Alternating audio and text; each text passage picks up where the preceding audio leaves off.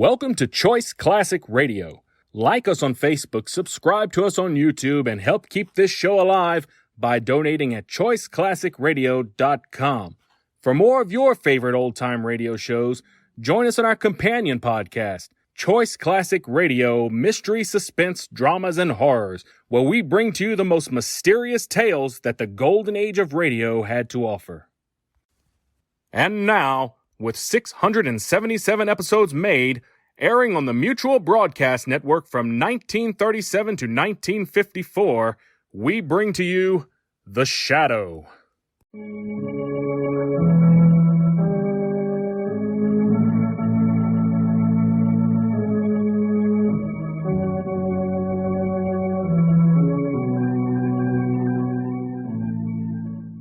Who knows what evil lurks in the hearts of men? The Shadow knows.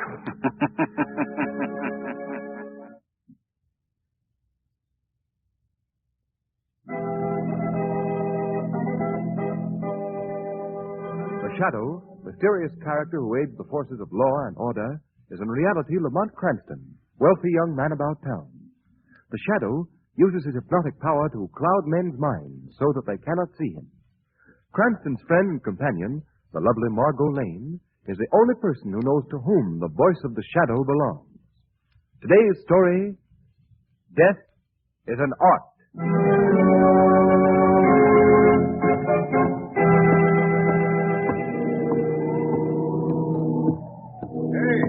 Hey, you. Hold on there, my lad. I want to talk to you. Now, I suppose you're going to be telling me it's out for a stroll, yeah? And I'll be remarking that this is the Devil's Own night and the Devil's Own time to be taking a walk. And what will you be saying to that? Good evening, officer. Sure, it's pleasant enough you are with your greeting. But I want to know what takes you down here to the docks at this hour of the night. I'm to meet somebody here. Oh, that I wouldn't be doubting.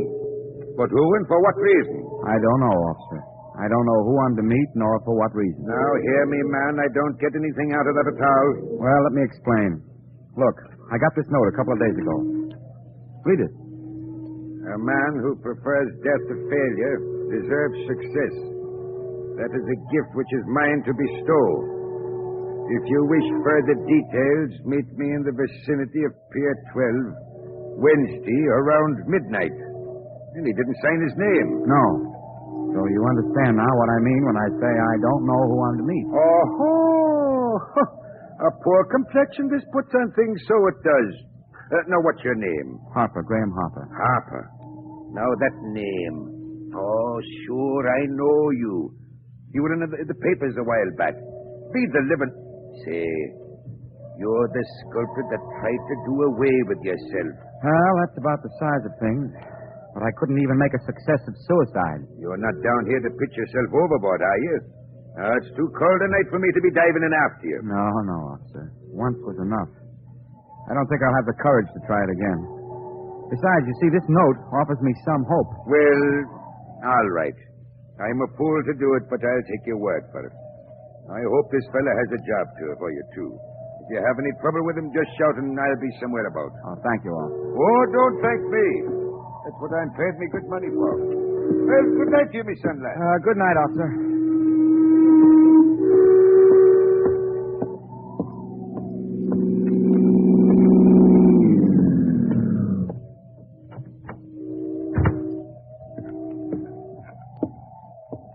I beg your pardon. Are you Graham Harper? I am? Who are you? May I first confirm your identity? You have a note directing you to meet someone here. I have a note, yes. Is it from you? May I see that? Sure, here it is.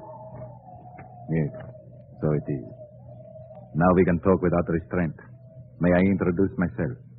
I am Professor Skurta Tasso. Professor Skurta, the famous scientist? Yes. Well, this is an honor, Professor. But what could you want with me? I read all about you in the newspapers. Your attempted suicide. Oh. I want to assure you I am deeply sympathetic. Because you see, I too am a failure. What? You a failure? Oh, I have been blessed with a goodly share of success in science. But like yourself, I too have ambition to become a great sculptor. Had? Still have. But I know it is too late now to realize my ambition. I am so firmly established in science that my efforts in an artistic endeavor might be regarded as simply the hobby of a successful man. Oh, I see. Your note says you have the power to bestow the gift of success. I have. How? I have made a great scientific discovery. It is not of a character I can release to the world. But what has a scientific discovery to do with the art of sculpture? More than you can realize now. I have looked for someone who would value success in art above life itself. I believe you are the one through whom I can express the desire to create. I don't know what you mean. You were ready to throw your life away because you were a failure in your chosen field. What would you do for success? Anything. Anything in this world. Graham Harper, I can make you the greatest sculptor of all time. If you're joking with me, No, I am not joking. I am ready to prove it to you. What are your conditions? You must place yourself under my complete and absolute domination. If what you say is true, you could be the very devil himself, and I'd gladly embrace you.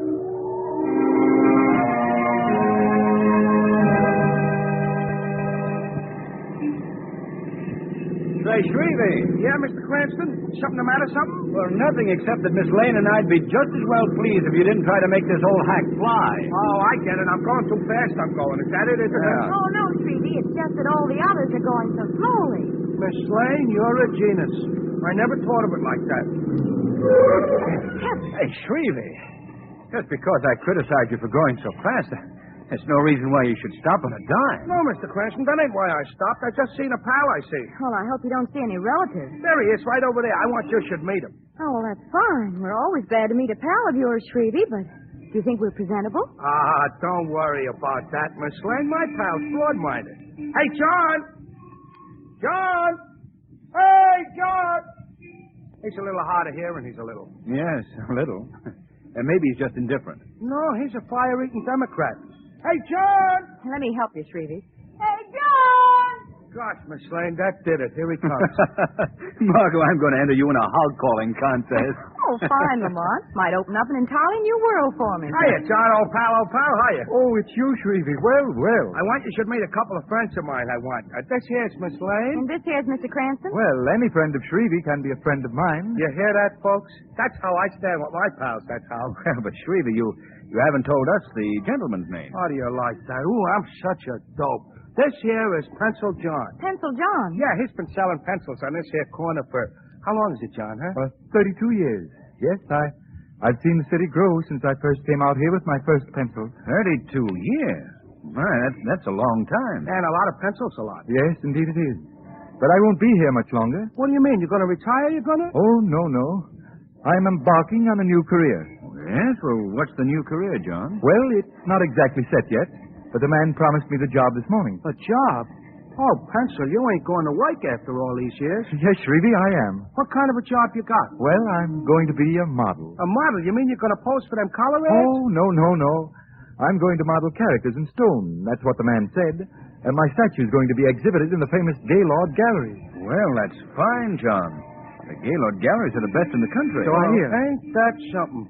Hey, Mr. Cranston, you think a mug like me could get in to see John's statue, you think? Well, I think it can be arranged, Shrevey.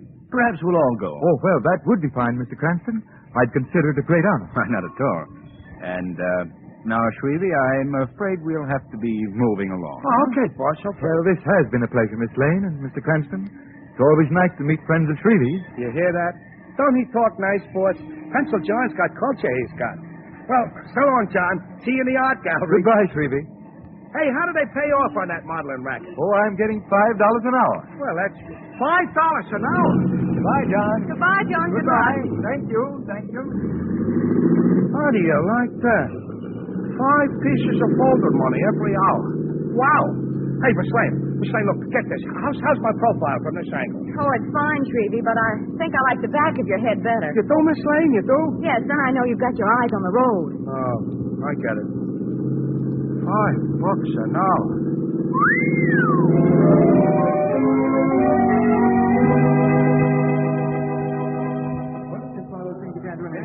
They're without doubt the most magnificent studies in stone I've ever seen. Skin texture, lines, general composition. Splendid. I just counted Ned's and Graham Harper turning out such great work. It's positively astounding. What happened to Shrevey, Margot? Oh, he's somewhere around looking for the statue of Pencil John, I suppose. Hey, Margot. Have you ever seen such lifelike statues? No, never, Lamont. And the expressions on the faces. I half expect to see them get down from the pedestals and walk away. But they all look as though they were about to be frightened to death. That's the modern touch, Margot. Hey, Mr. Cranston, Miss Lane, get a load of this. Let him in.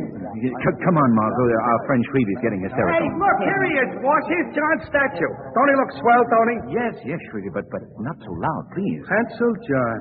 All he needs is a street corner. He'd be perfect. Perfect, he'd be. Mr. Cranston.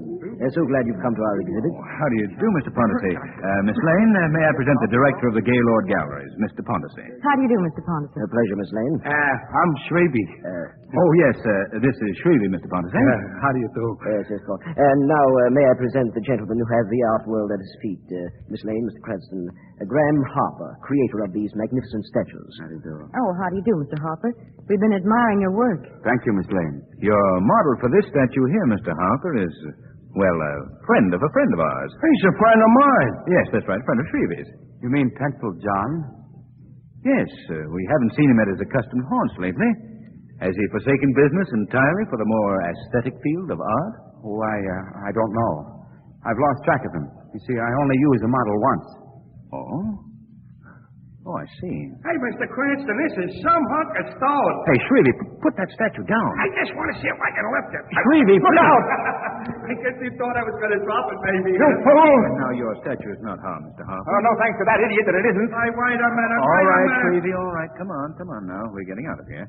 I'm sorry, Mr. Harper. I don't blame you, Mr. Cranston. Margot, I think we'd better be going. Yes, I think so, too. Shrevey, come on. Okay. But as for you, Mr. Harper, if I wasn't a gentleman and in the presence of a lady, I'd clip you right in the kisser.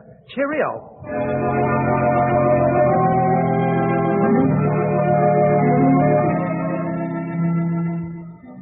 You know something, boss? That Harper guy oiked me. If you know what I mean. He oiked me. Yes, I think I know what you mean, Shrevey. Well, if we never see Mr. Harper again, it'll be soon enough for me. But I think we will be seeing Mr. Harper again, Margot. Why? Oh, for a closer inspection of his works of art, perhaps? Well, he is a great sculptor at that. So thorough. Lamont, did you notice the fingers on that statue of Pencil John? Such detail. Every bone and muscle and sinew was there. Yes, Margot. And I have an idea that if the statue were broken open, you would probably find the heart, lungs, and all the other organs, too. What do you mean? Well, you see, Margot, I have a strong suspicion that's not merely a statue of Pencil John. I believe that is Pencil John.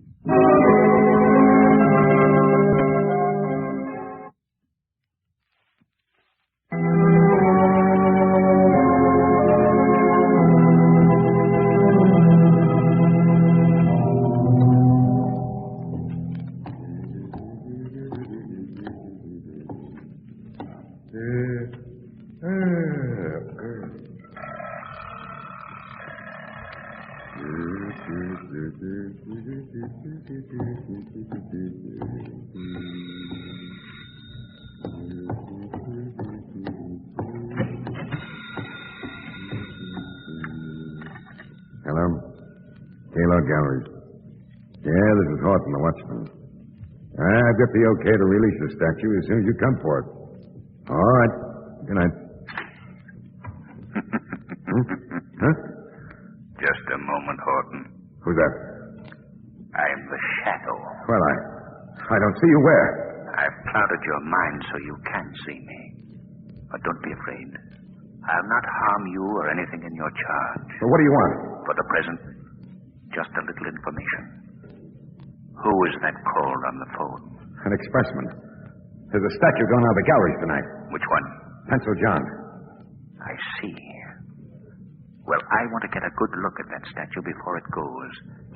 You just stay here in this little office until the expressmen come for that statue. Oh, don't worry. I won't move. I want you to act as if nothing's happened. I understand. Very well. I'll leave you now.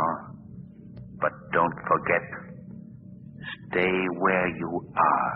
I'll do everything just like you told me.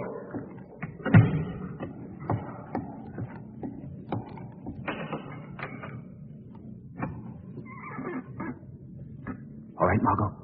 Come in. That was fast work, Lamont. Watchman's in that little office back there, scared speechless. Then he won't disturb us. Not a chance. Come on. We'll have to work fast. They're going to take Pencil John out tonight.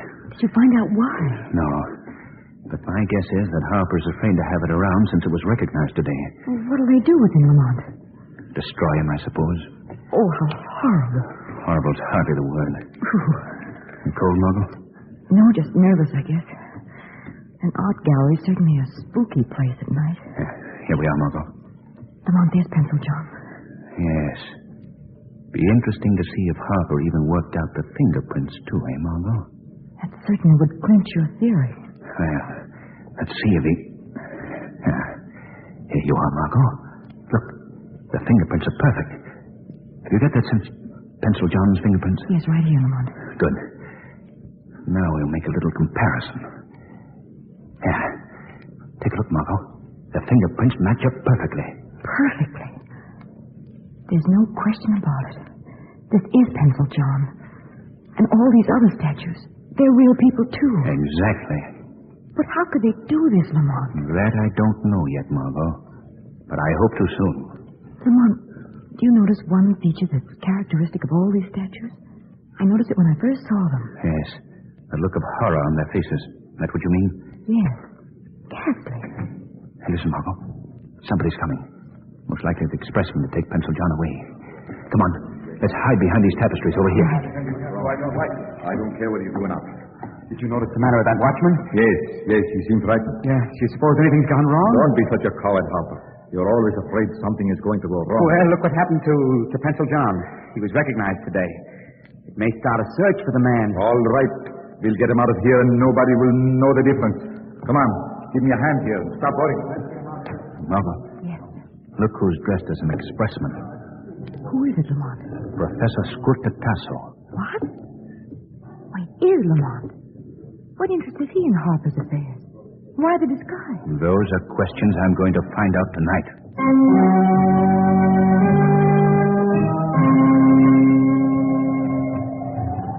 We could have kept this in my studio tonight. Would have saved us the trouble of coming out here to the Seacoast. I feel more comfortable here in my laboratory. Besides, this statue will have to be destroyed at once. Destroyed? How? Broken up and thrown into the sea. Take that sledgehammer there. What?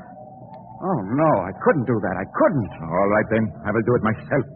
First, we'll have to get to work on a replacement for the exhibit. All right. Have you a subject? Yes, he is here in this room. Come out, old fellow. You're gonna let me get out of here, mister, are you? Yes, old fellow. You will be out of here in a very short time. What was the idea of bringing me here in the first place? What do you think of him, Harper? Raise your head a bit. Yeah. Excellent subject. Well, can I go now? In a little while. Sit down here in this chair a minute. I want to get out of here. Sit down. Well, only a minute. Now.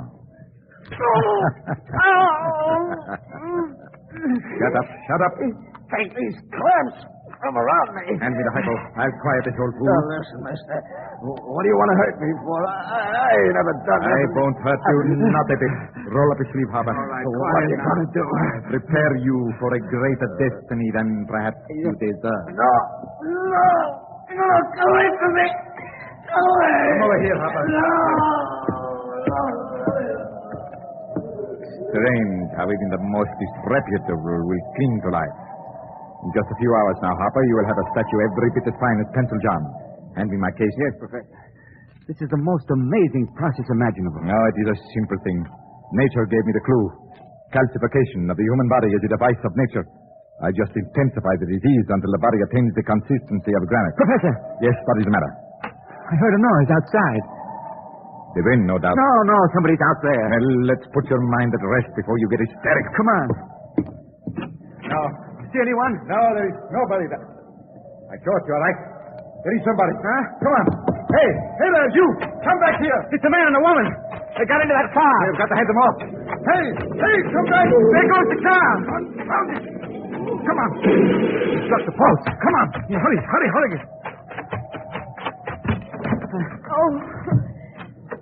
Oh, it's Miss Lane and Mr. Cranston. Lane, Cranston. Yes, those are the people who recognize that statue. What? Help me get Mr. Cranston out of here. He's hurt. He's unconscious. We will fix Mr. Cranston, all right. Grab a hopper. Come on, you. Let go. Get out of there. Can't you see I've got to get Mr. Cranston to a doctor? Don't worry, my dear. I will take good care of your friend. I've got just the right prescription for snoopers.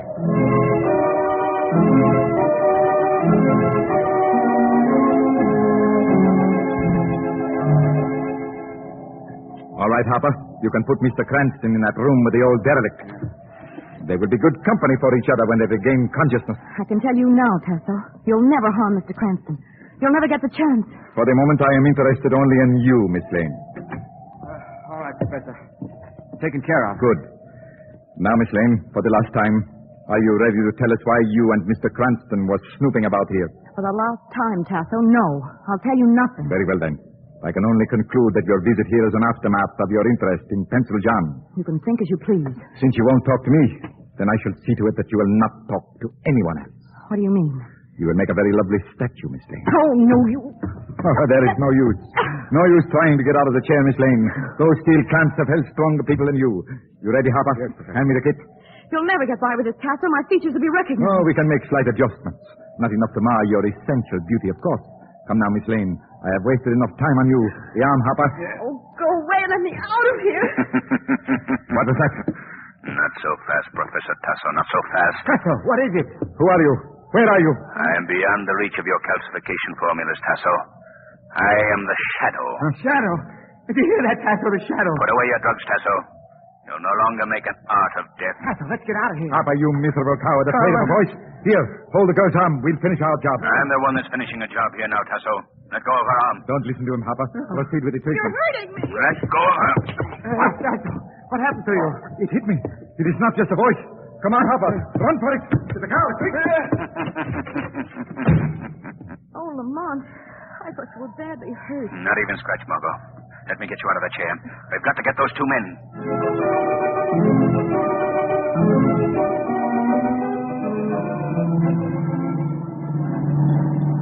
Good driving, Margot. We're gaining on them. Tasso and Harper are certainly giving their car all it can take. Yeah. Look, Margot. The railroad crossing. Oh, Lamont, they're going to try and beat that train. They're insane. Oh, no, no.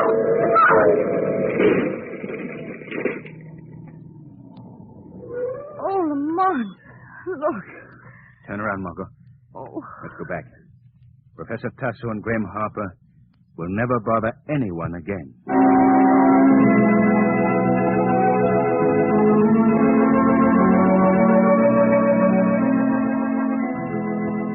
Lamont, why do you suppose that Tasso, an eminent and respected scientist, committed such a mad crime? Well, his love of sculpture and his overpowering desire to show off his new process to the world could explain it, plus a distorted mentality. Do you realize how close I came to being one of his prize collection? Yes. You'd have made a lovely statue, too, Margot. I'd undoubtedly have bought you for my mantelpiece. Oh, I see. Just another ornament in your vast collection. No. You'd have been quite useful. Useful as a statue on a mantelpiece? Yes. I would have put an electric clock in your mouth. Oh, cute.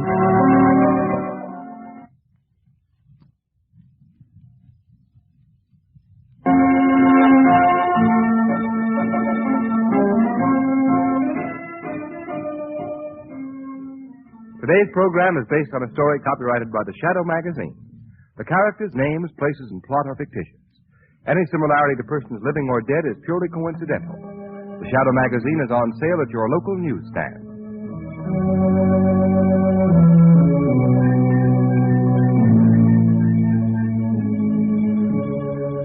The weed of crime bears bitter fruit. Crime does not pay. The Shadow knows. That concludes today's episode. We'd like to thank you and remind you to donate at choiceclassicradio.com. Remember, your donations make episodes like this possible.